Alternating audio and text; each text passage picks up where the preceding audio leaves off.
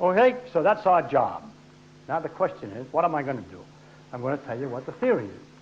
I'm going to tell you what it looks like, what we do to make the calculation, just what the thing is, because otherwise, how are you going to understand what world picture, in other words, this thing is? And it is a world picture because it describes all the phenomena, except for radioactivity and gravity, in the world.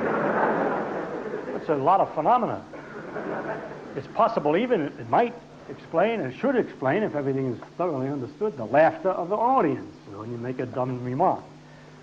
Now, if I'm going to explain this theory, the question is, are you going to understand it? Will you understand the theory?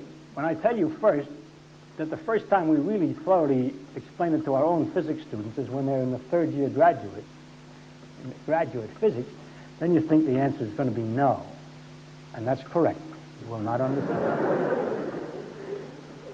But this business about not understanding is a very serious one that we have between the scientists and an audience. And I want to work with you because I want to tell you something. The students do not understand it either. And that's because the professor doesn't understand. Which is not a joke, but a very interesting, I think.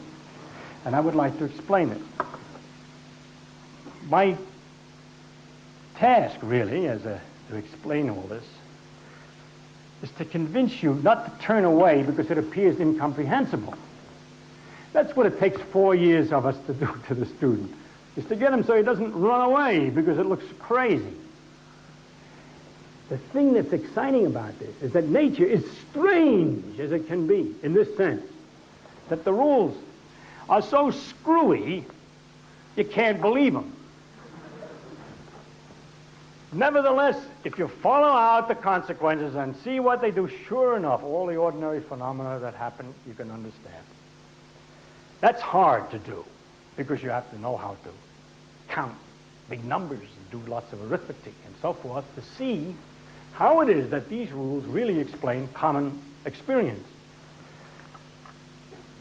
I know sometimes I hear people coming to my lecture to say, oh, I'm going to come to your lecture, although I know I'm not going to understand anything. It makes me feel bad. Or when they come up afterwards, they say, oh, I enjoyed your lecture. It was lots of fun, but I didn't understand anything you said.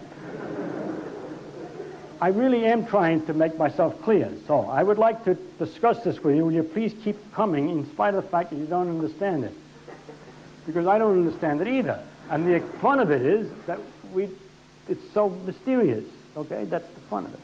So this business about understanding requires just a few words. And so I'm going to say something about the relationship, and I hope we get some of your cooperation.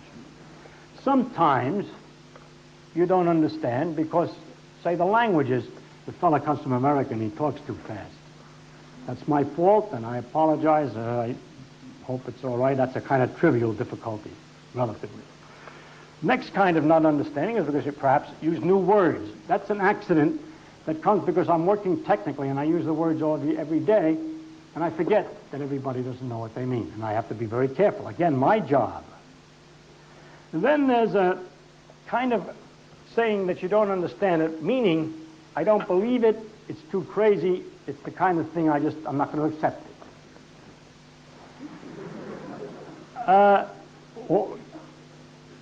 The other part, well, this kind, I hope you'll come along with me. You'll have to accept it. Because it's the way nature works. If you want to know the way nature works, we looked at it carefully. Look at it, that's the way it looks. You don't like it? Go somewhere else. To another universe where the rules are simpler. Philosophically more pleasing, more psychologically easy. I can't help it, okay? If I'm going to tell you honestly what the world looks like to human beings who have struggled as hard as they can to understand it, I can only tell you what it looks like, and I cannot make it any simpler. I'm not going to do this. I'm not going to simplify it. I'm not going to fake it. I'm not going to tell you it's something like a ball bearing on a spring. It isn't. So I'm going to tell you what it really is like, and if you don't like it, that's too bad, okay?